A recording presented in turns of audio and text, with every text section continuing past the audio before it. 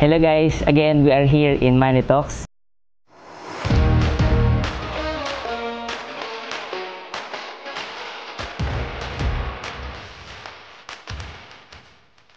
Grabe pala yung transition ng company mo dun sa mga pinagdaanan mong success and struggles, pero still, nandito ka ngayon, nagmumove up ka na naman.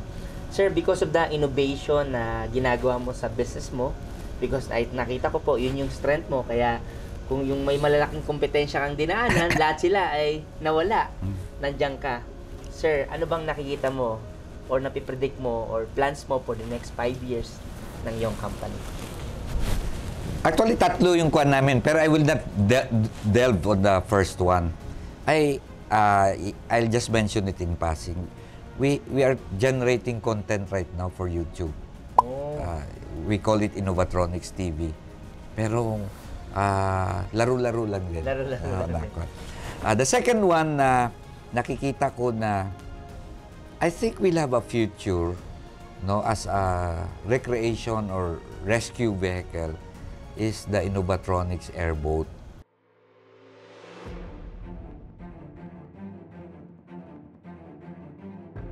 This is actually not really that sabihin mong unique or an invention kasi dami naman yan sa Florida. If you're familiar with Florida, USA, favorite boat nila yan kasi nakakatawid yan kahit may mga grassland.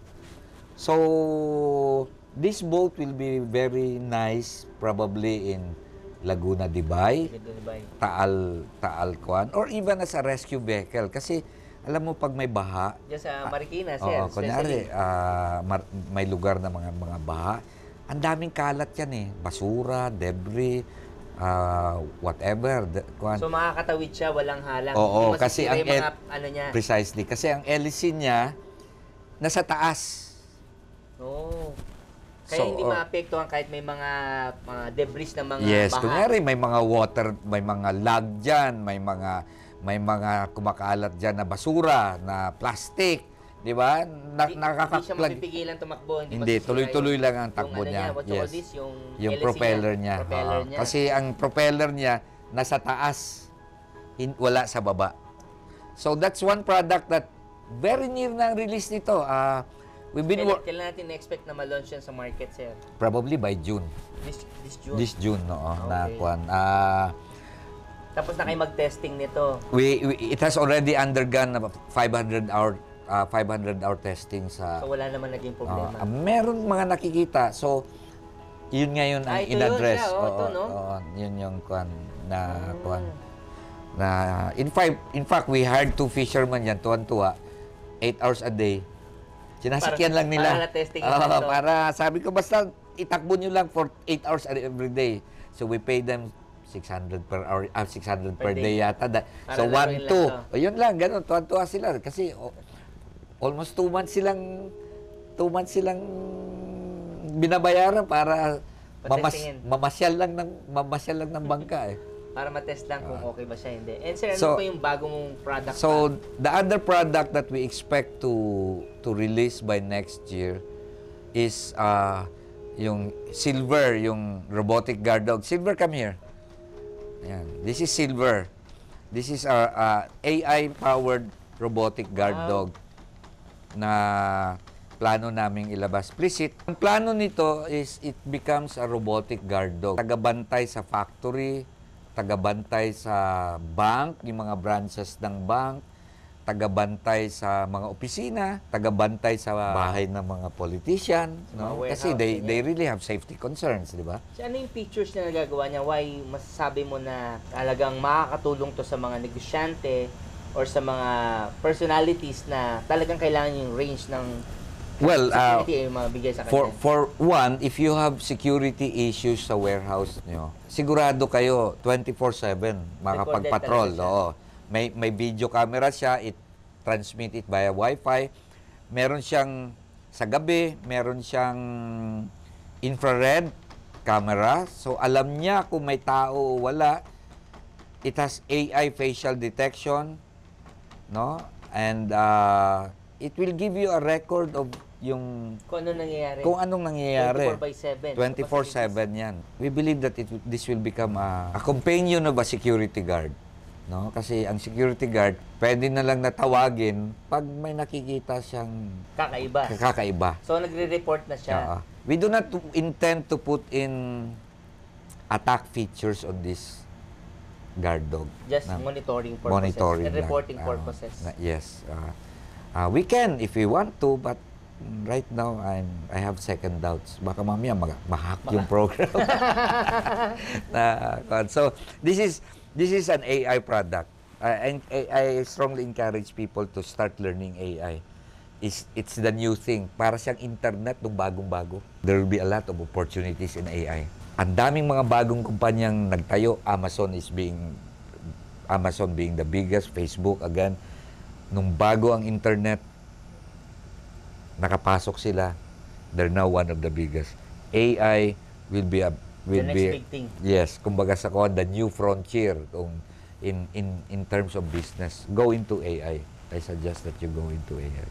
So, sir, kailan mo balak i-launch to sa market? Ano yung may timeline? Wala pa kaming timeline kasi our engineers are still studying the system.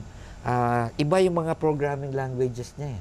Iba? Iba compared sa Iba, may mga mobile, iba pa rin to. Parang ibang language pa rin ba to? Pero we have this moving target that by June of next year, we must have a robotic guard dog. Ang gusto ko kasi mangyari dito, pakita mo lang sa video camera niya yung iikutan niyang lugar, yung elevation, yung kwan. Tapos, basta yung ibig sabihin, user-friendly siya. Pagbili mo, paglabas mo ng unit, pwede mo na siyang in 30 minutes. Pakawalan mo na dito. Basta install lang yung mga... Pag nawalan siya ng battery, babalik lang siya. So natatandaan niya yung location ng battery ko niya. Babalik lang siya yung dalawang paa niya sa liksa. May tusok yan na bakal. Igaganon lang niya, magcha-charge na yan. So automatic yun, pupunta na siya doon sa charging area niya. Yes, so. Mga kami ng sample ng voice command ni Silver. Okay, Silver, please come here. Wow! Please shake my hands. Let's do a handshake. Yeah. Hello. Ang galing! Okay, turn right.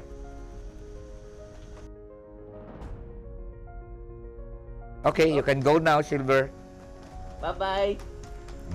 Yan nakaka-amaze sa business mo, no? Kasi open sa lahat ng opportunity. Yes, we just want to have fun actually. Don't forget that when you're in business, you should also have fun. In fact, it should be fun. No? Madali kayo mauumay, madali kayo mabu-burn out pag hindi kayo... Dapat masaya talaga. Oo, dapat. Saka dapat na-excite sa ginagawa mo. Yes, oo.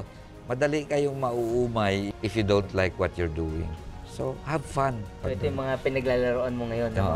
Mga idea na later on magiging products ng iyong company. Yes. Hopefully, it will become a successful product. Sir, I believe because of this, actually, this is my first time na nakakita nito. Nakikita ko lang siya sa TV.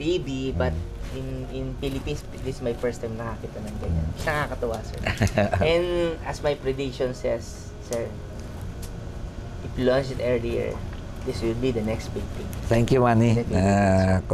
And I wish you also good luck sa business. And for all the other viewers, you can do it.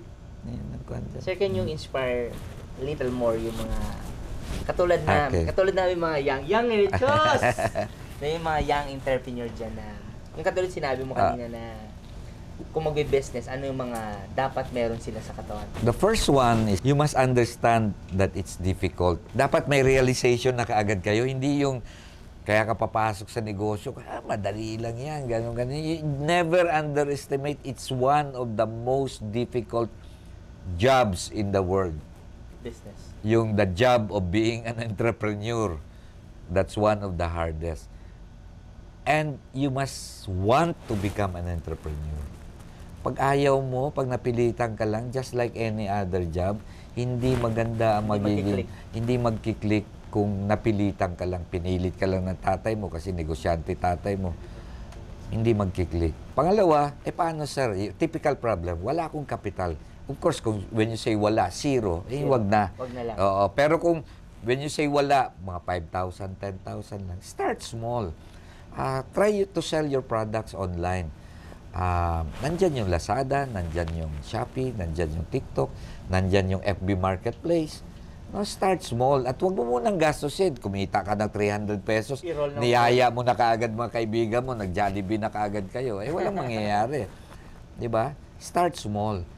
It takes patience. You know, ako is an example. 5,000 lang ang kapital ko noon eh. Hindi naman ako nag-aambisyon ng malaki noon. So, ang tagal nung take-off. Iniisip mo talaga yun, sir? Oo, ang tagal nung take-off. Siguro kung mas malaki ang kapital ko noon, baka in 2 or 3 years. Mas napabilis mo pa. Napabilis ko yung takbo eh. But then, yun lang ang pera mo eh. Ano magagawa mo, di ba? Ganda ng, alangan naman sasabihin mo, kung marami lang akong pera, mas malaki na ako ngayon. Yan lang ang pera mo eh. You have to be realistic about that. Oo, nasisimulan mo. Pangatlo, financial. You have to be realistic about your financial, no? Ang target mo, I want to have a 10 million peso revenue company in 2 years. Magkano kapital mo? 5,000. Hindi po pwede. So, dapat planuhin talaga nila yung finances nila. You have to be realistic. 1 year or 5 years, dapat ready siya. Ganun ba? You have to be realistic about your plans.